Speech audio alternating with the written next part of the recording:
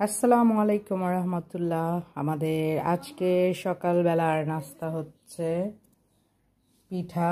এটা কি জানি বলে, এটা মনে নেই। নাজু এটা কি? ডিম দিয়ে বানাচ্ছে, ডিমের পিঠা। আরেকটা কি জানি বলে, এটা আঞ্চলিক ভাষা।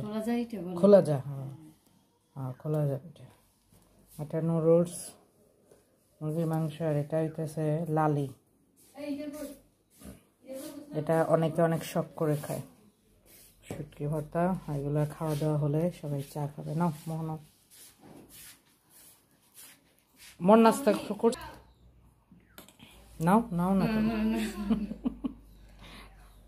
কেন, বেশি নিবি না কম?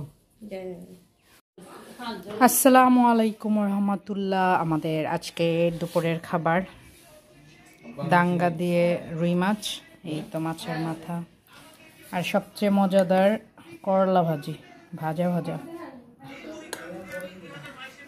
সালাদ, ভাজা মাছ, পাতলা ডাল। গেটের কটকট শব্দ শুরু হয়ে গেছে, একটু গেটের শব্দ শুনতে পেলেন একটু আগে।